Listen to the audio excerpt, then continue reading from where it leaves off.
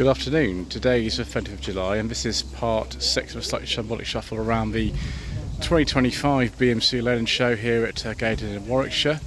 I do apologise in advance for the wind noise, if I fall over, if I get interrupted by announcements, if there's incorrect information. I'm afraid it's just the way that it goes on this channel. So we are still in this section here which contains an awful lot of historic rally and competition cars and also replicas of them. Start off with this Austin Mini Cooper S from 1966. So many of these were red for some reason, I don't quite know why. Another 1966 Austin Mini Cooper S and another one.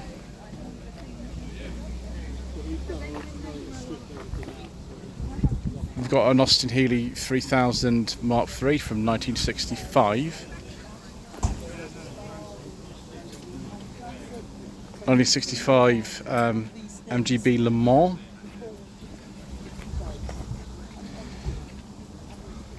1965 Austin Mini Cooper S. 1964 Morris Mini Cooper S. 1964 Morris Mini Cooper S.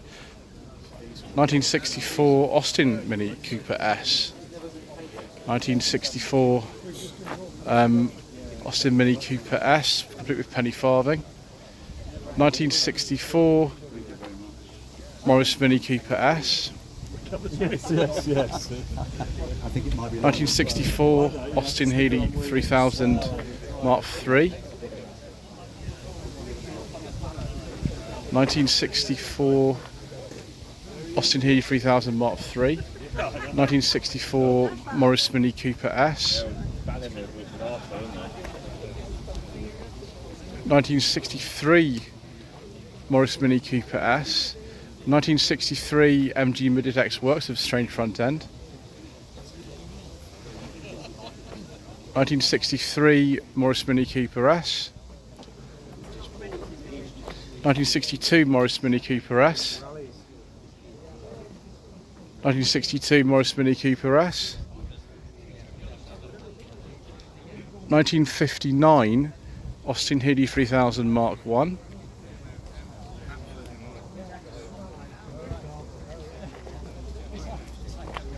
1961 Austin Healey 3000. 1958 Sebring Sprite, I think that would be. MGA twin cam. Another MGA twin cam. And another MGA. And an Austin A40 Farina driven by Ann Wisdom. Another MGA twin cam. 1958 Austin Healey 106 S-Works race car. MGA. And another MGA. My goodness me, viewers, that was a long run. 1982 to 83 Mini convertible, obviously not an official one. I don't think I've seen like one of my lights before, to be honest. Still got a lot of the hard body work at the front there. 1967-68 Austin Mini Cooper.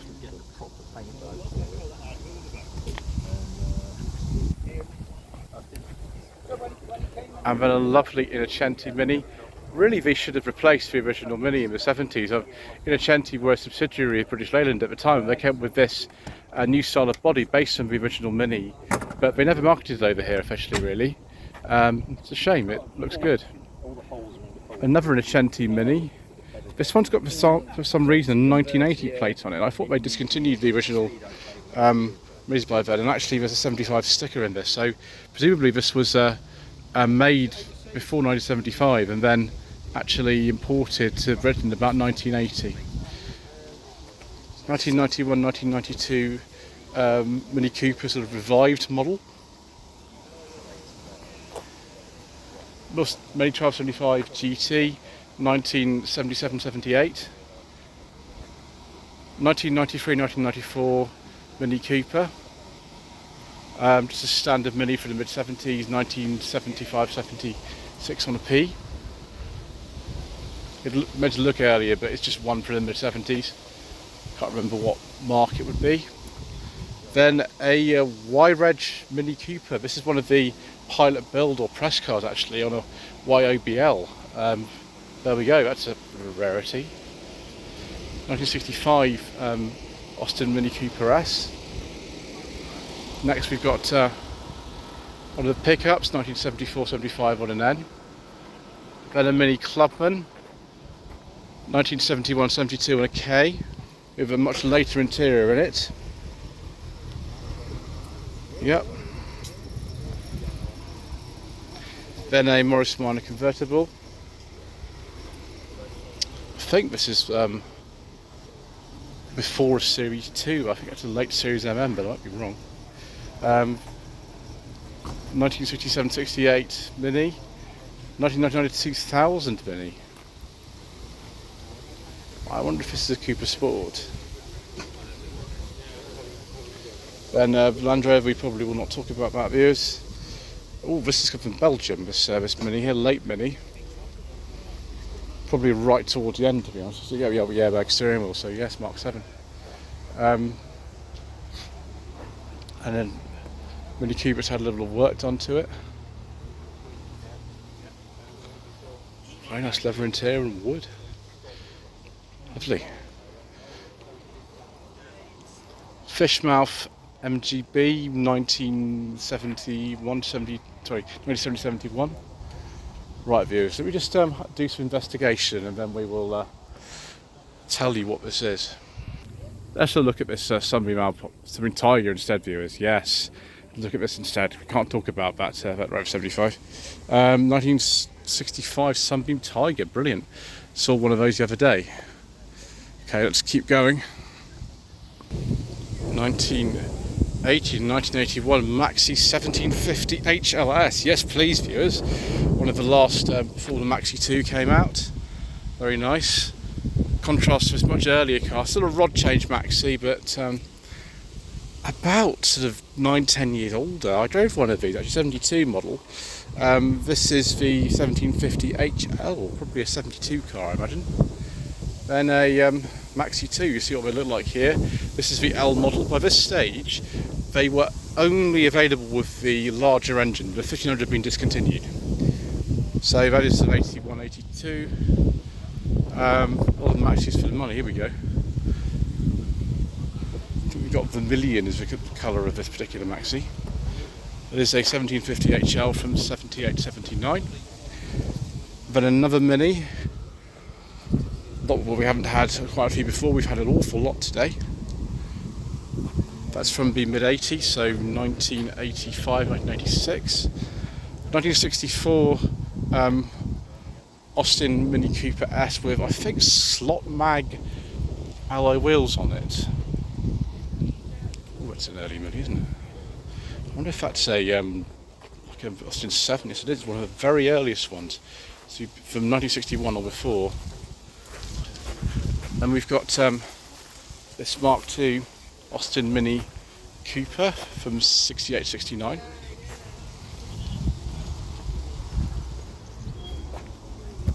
Watch yourself on that aerial, I've got poked in the eye there. Very, very late TF, one of the continuation models I imagine, on a 61 plate, the absolute last. This would be the last plate they would have ever had because they were discontinued in 2011, so it's right at the end, that one. 1972-73 MGB. Next to a Rover 75 V8. Much better, viewers. Much better than the other engines you could get for a 75. 2005-6 on a 55 registration. Oh, viewers, now this might be one of my favourite cars in the entire show. 1988-1989 Rover 216 Vitesse SD3 EFI. This beautiful dark green colour. I prefer the Van Pla myself, but I mean this will do, won't it? With these correct alloy wheels, a little spoiler. It's amazing. These are such rare cars now because they were terribly, terribly rusty. I prefer driving a 213S in 2021. Right, viewers, done a bit of editing there because it all went wrong for a second. Never mind, we'll get back on track with this MGF from 1998, 1999. And we'll look at some more MGBs, 1979 to 80 MGB. I think this might be one of the limited edition ones, but I could be wrong. Somebody in the comments below no doubt will correct me. 1969 to 1970 MGB GT. I forget the name of this colour. I wish I could remember, but I can't for the moment. 1979 to 80, sorry, no, 1978 to 79 MGB GT. Then an MGA twin cam.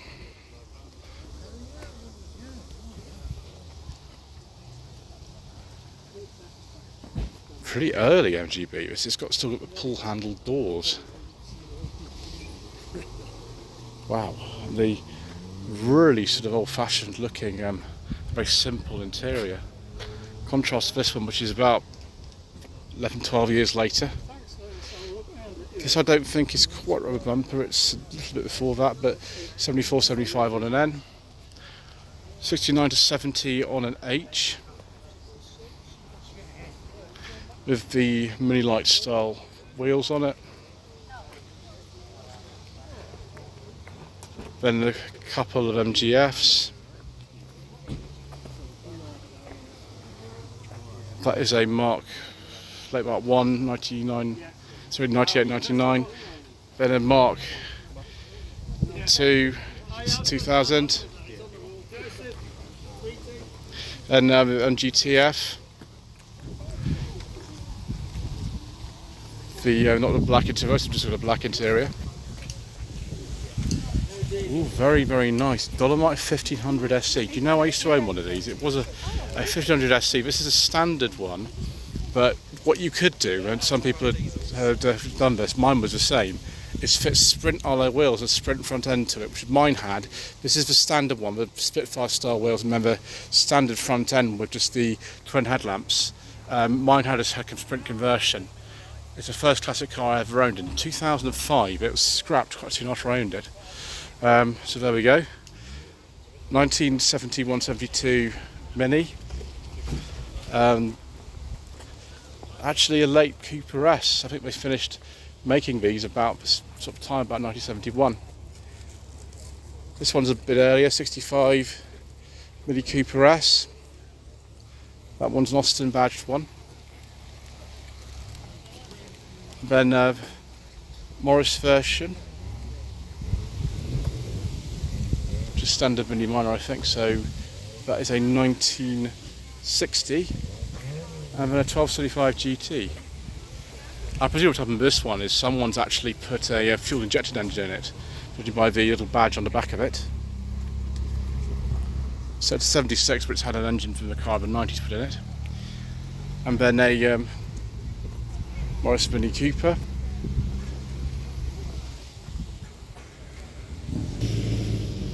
Another Mark 1 Morris Mini Cooper.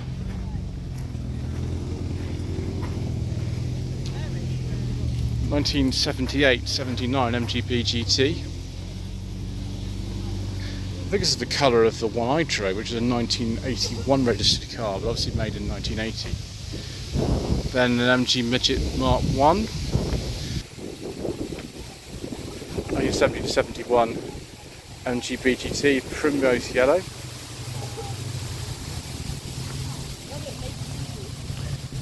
(1977-78) MGB Roadster with the later dash in it.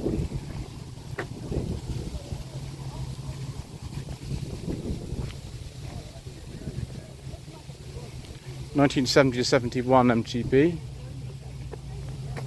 Someone swapped the engine in this thing. Ooh, a Downton one. Now, MGC production finished in 1969, so this could be a letter registration, I suppose. There we go, right. It's got the bulge in it, so it looks like an MGC. Yes, it is. Another MGB GT,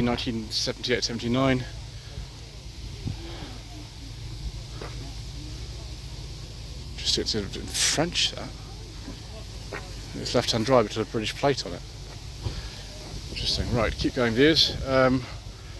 374 MGB GT, 1968 MGC GT, another MGC GT, 1969 to 1969 only it would be. 1977-78 MGB, 2001 to 2 MGF, 1972-73 MGB GT, meant to look a little bit older. V8 wheels on this one.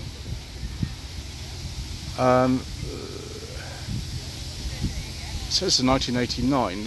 What year does it actually say? They say it is on this thing here.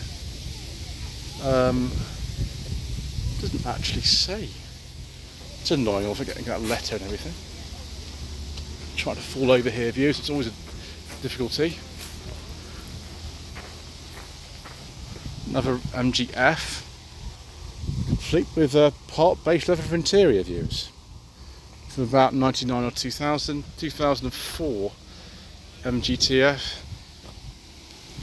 Trophy blue MGTF, although that's a personal plate, so we won't speculate as to the year. 1999 Rover 75 2.5 V6, presuming like a connoisseur or something. Oh, there we go. 75 dealer launch edition, whatever that means. I'm just going to have a little look at some of these ones around here, because we are in a slightly dangerous area now. So yes, we're safe sort of here. 2003 Rover 75 1.8. I believe this is just like a standard 1.8K series, and someone just made those badges up because they didn't carry them at the time. They were discontinued on Macaulay cars. Then MGZT, I believe this is the 2.5 V6 in here actually.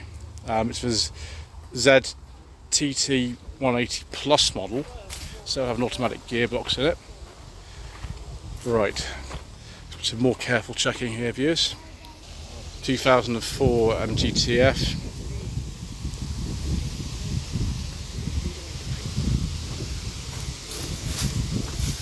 About the same era of this ZT. It's probably a V6, so the V8 models only go up to 7,000 RPM. 1972-73 MGB GT. 1981-82 Triumph TR7. Yep, solid hard built car. 1974-75 Triumph Spitfire Mark IV. 1966 Triumph TR4A.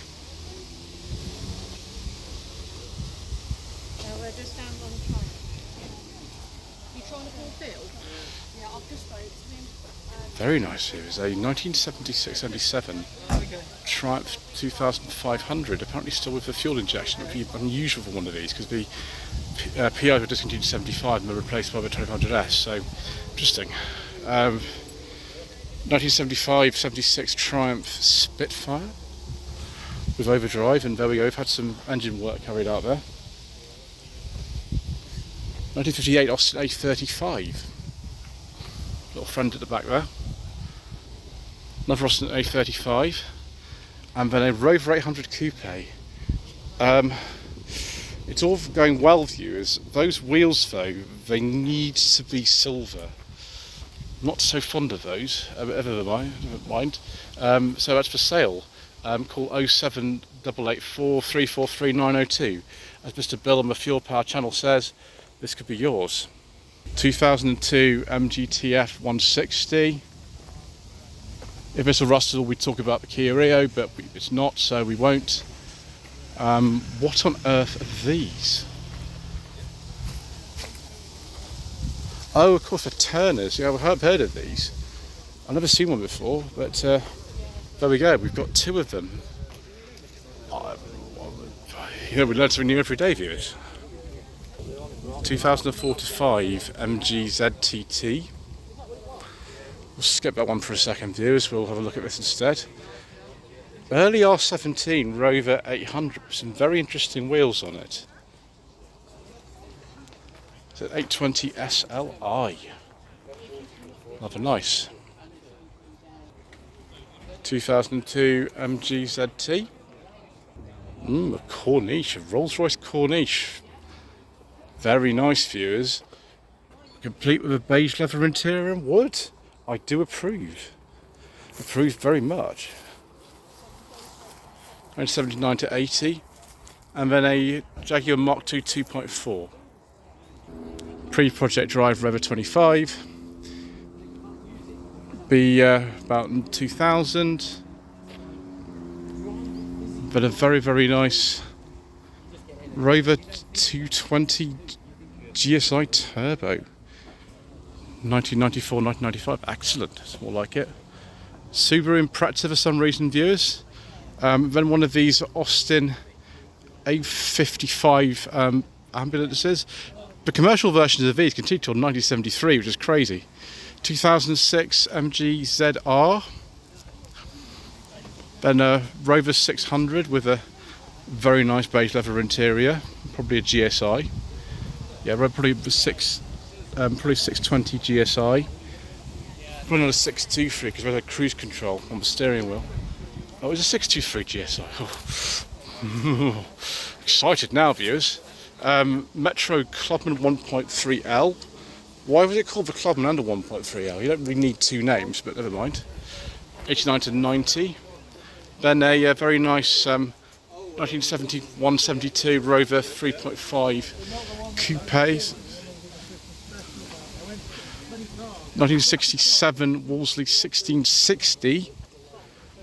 Don't know why this isn't in the Farina Saloon Club down there, but some people don't like parking in the club, so that's fine. Next we have a rather nice Rover SD3. Is this by any chance a Vanden Plas, viewers? It certainly looks like one. Oh yes. Yes, it's not only that, it's got a beige leather interior and wood. Viewers, 216 EFI Vanden Plas. Yes, please. 1973-74 MGB GT. 1970-71 Triumph TR6. I think that's an MG ZT 180 Plus. Rover 3500. Not sure of the year. Rover 3500, 1974-75. Triumph Vitesse, early one, a 1.6 version. Right, let's just be very careful here, viewers. 1967 Austin A40 Farina. Let's see if we've got the Countryman back. No, as we know we have. We've got hinges at the top, so yes, that is a Countryman. Very late one as well. And we've got a couple of Rover Vitesses. 4600S. So this one's had an engine modification. Would have been a 3.5 originally. I drove one of these Vitesses actually last year, but it's got the North American headlamps as well. This one looks more standard, but both the same sort of era. Both 1984-85 on a B. Then a late 600 here, 99-2000 plate. A couple more of these facelift SD1s. This one, for some reason, is a facelift car but carries an earlier plate, which is interesting. That one is it's probably not a Vitesse, it's got the spoiler, so it'll be a little bit different leather interior as well. Is this any chance of Vanden Plas? Oh, it is, viewers. Yes, please. We'd like that very much, wouldn't we? So 1984 thereabouts. This one, so an earlier plate put on it. Got that modified steering wheel. Yeah, 3500S. And then a 2600. This is, I think, probably a Vanden Plas version actually. That. I'll look at it back in a second. Then this SD1 is in absolutely all the videos you could ever imagine on YouTube. It is absolutely everywhere.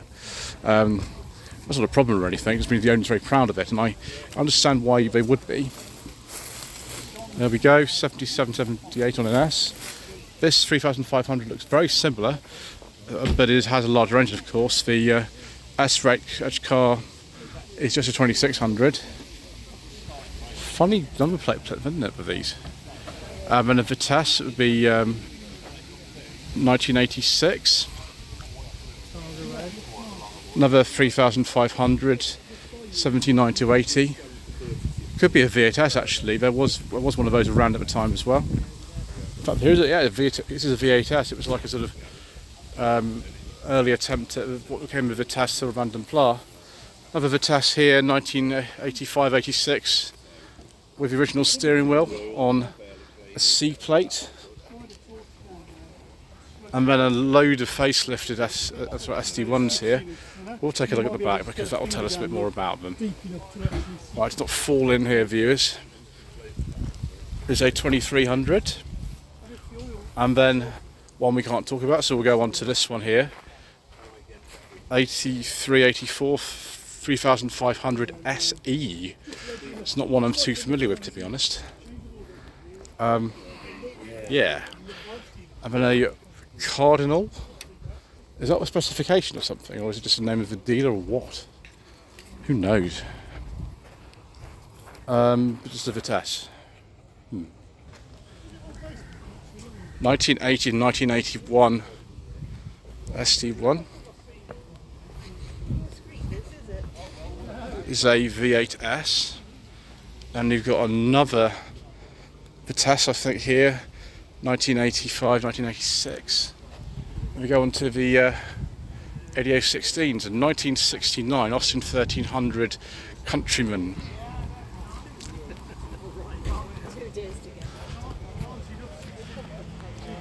(1971 to 72) Austin 1300 Mark III Countryman. 1968 to 69 Van Pla 1300, complete with beige leather interior. Viewers, we're in the right place today, aren't we? Very nice.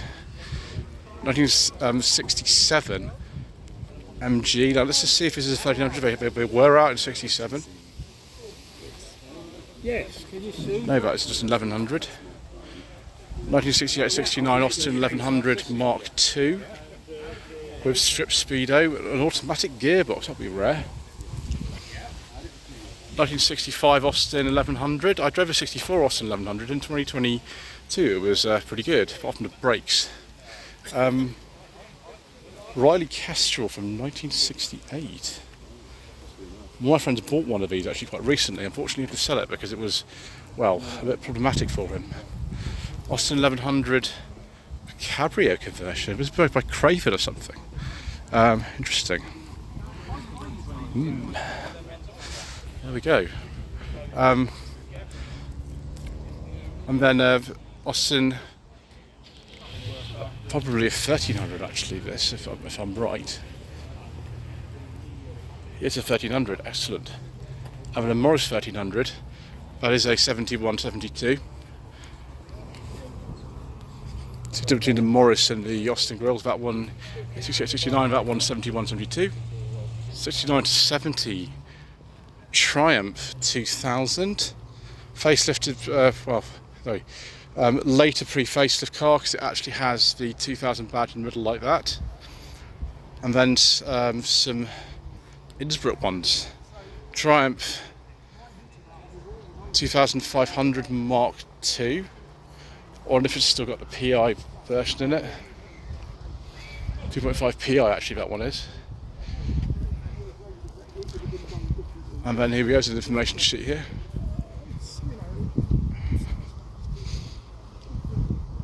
It's not about the car though, I presume it's just a standard 2000 then.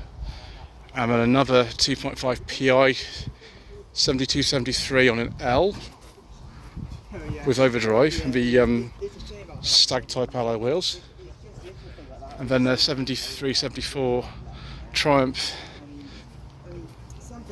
2000 Estate, I think. Built by Car Bodies, these were. And then this one has a Stag engine in it, because it's not that difficult to fit them apparently into these. There we go, yes, Stag engine, V8. I can't remember what year that is, but there we go. Right, on to the final section.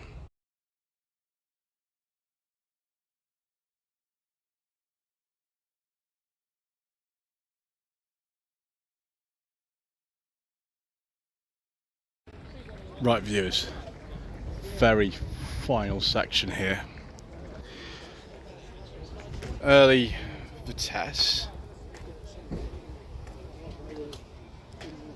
This one is a 1984. There we go, beautiful. Austin 10 from 1935. The Gordon Pixie Vitesse, to be precise, the variant of this. And then another Austin 10. This one is from 1934. Now we move on to some Range Rovers. I'm going to be a little bit careful around here with some of them. We'll start with these two early ones. 1971, 72 on a K.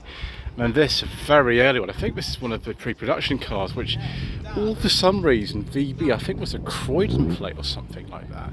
This is a 1970 then, and it'd be worth a lot. It'd be a suffix A, I think, this particular car. Not that I'm an expert on these at all, but I do remember the old sequences for the early models like this. It's more of the earlier ones here, 76, 77 on an R. I think the rev counter at the stage, and only a 4-speed gearbox. The Range Rover started off as a pretty basic thing in comparison with what it later was. I think we've seen this car before actually. I spoke to the owner I think a couple of years ago about this. I think he's had it a long time, so 1985. And it still was original owner, there we go. The engines only rev up to 6,000 RPM on the V8s. It's before they kind of made it a bit more modern and made it into the Vogue and all sorts of things like that. Another 2-door here. Relatively early one. I thought the In Vogue was a 4-door, but it wasn't. It was a 2-door, and here is one. 1981, 82 registration. 1988, Range Rover Fire Appliance, with a 3.9 litre V8 in it. There's some later ones here which we're going to have to be quite careful about, viewers, so just give me a moment and we'll just be very, very careful. 1998, 4.6 litre P38 Range Rover with beige leather interior. Not bad, viewers, not bad at all. The HSE model. Okay, viewers, it also has a forbidden fuel corner there, so we'll come back out of that. Manual, this one, 1988-89 on an F, very nice dark green. And then we've got this soft dash down here. Soft dashes were made kind of in between the production of the P38 starting and the classic ending. As you can see, it says Land Rover Classic on this particular car, and it has a dash akin to the sort of facelifted Mark 1 Discovery with an airbag and things like that in it. So they're quite rare, these soft dashes actually, and they're quite nice. They're quite desirable now, and you can see you've got the longer wheelbase on this particular car as well. It'd be sort of 94, 95. Oh, look who it is, just the person I was looking for. I've just finished and you get to say goodbye, my friend. Brilliant. Yeah, thanks for watching, Joseph. Goodbye. And don't forget to watch Alex's assets as well. Yeah. Thank you, my friend. Bye.